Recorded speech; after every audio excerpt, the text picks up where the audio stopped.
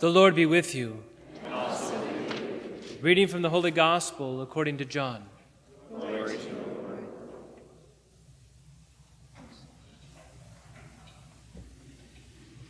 Jesus said to his disciples, "Whoever loves me will keep my word, and my Father will love him, and we will come to him and make our dwelling with him. Whoever does not love me does not keep my words. Yet the word you hear is not mine, but that of the Father who sent me. I have told you this while I am with you. The Advocate, the Holy Spirit, whom the Father will send in my name, will teach you everything and remind you of all that I told you. Peace I leave with you. My peace I give to you. Not as the world gives do I give it to you. Do not let your hearts be troubled or afraid. You heard me tell you I am going away and I will come back to you. If you loved me, you would rejoice that I am going to the Father, for the Father is greater than I. And now I have told you this before it happens, so that when it happens, you may believe." The Gospel of the Lord. Praise to you, Lord Jesus Christ.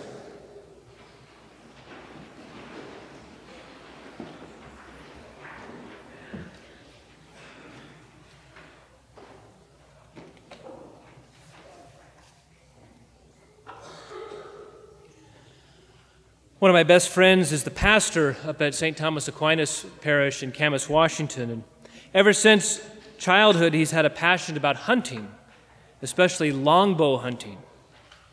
In the summertime, he's often out in the wilderness looking for animals, elk mostly.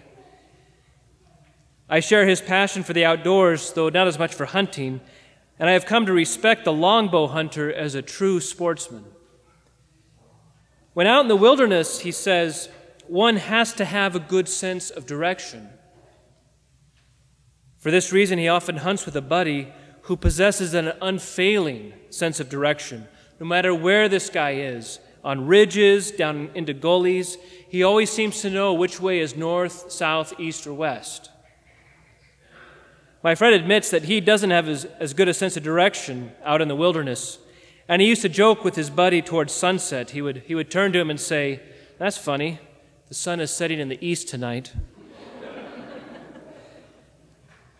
We need to have a good sense of direction when we're out in the wilderness. We need a compass to show us north, south, east, and west. If we don't have our compass, we can get lost and die.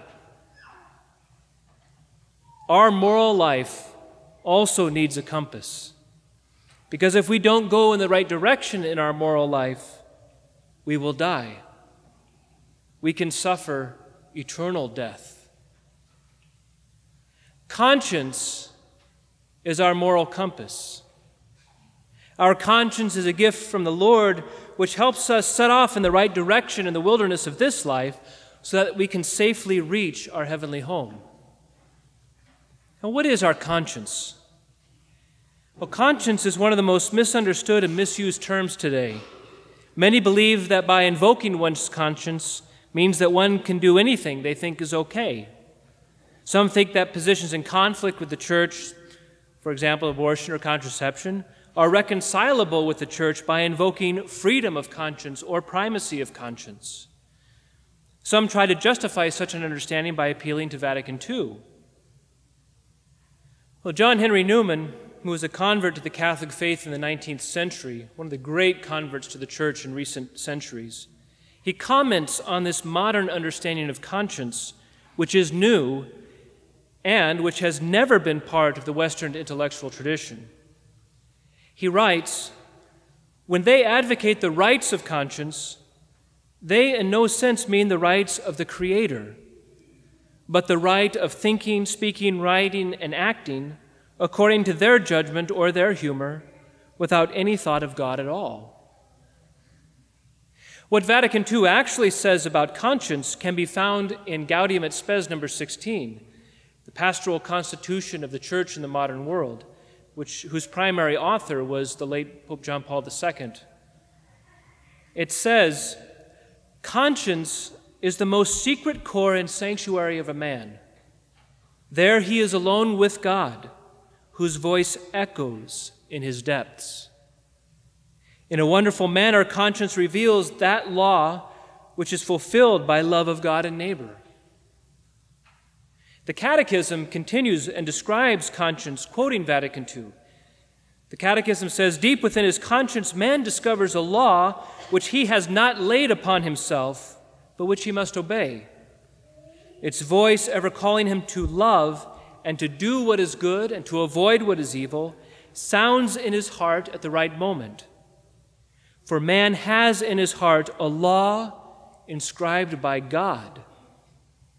His conscience is a man's most secret core and his sanctuary. There he is alone with God, whose voice echoes in his depths." In other words, conscience is a connecting principle between us as creatures and God the Creator. Conscience is that deep part of the soul from which sounds the voice of the Lord to avoid what is evil and to do what is good. Conscience is what helps us to discover the truth. It also helps us to make personal contact with that truth.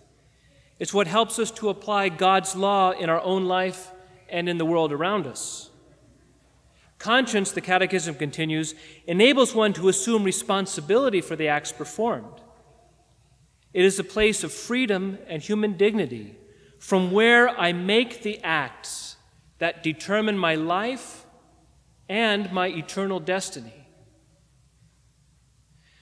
Thus, conscience is not a Jiminy Cricket, nor is it the Freudian superego, nor even our own self. Conscience is the voice of God within the human soul. What's important to remember here, too, is conscience is not about emotion.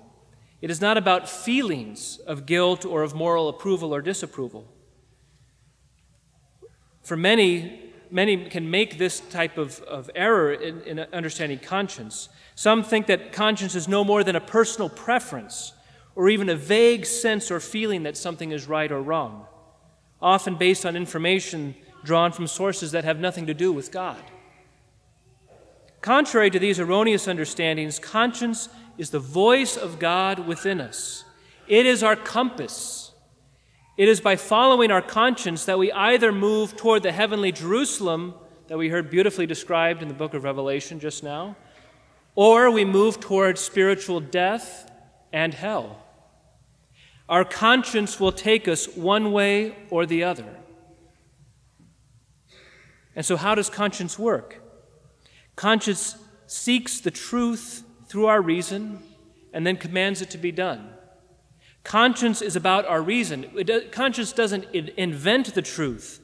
Rather, conscience involves our reason whereby we seek out the truth and recognize it with our intellect and then choose it with our will so that it will be done in our life. And of course, a conscience can be wrong. Right? We're supposed to follow our conscience. But if we do not form our conscience correctly, it is going to lead us to hell. See, there's primacy of conscience, but the primacy of conscience depends upon the right formation of conscience so that we learn to choose what is right.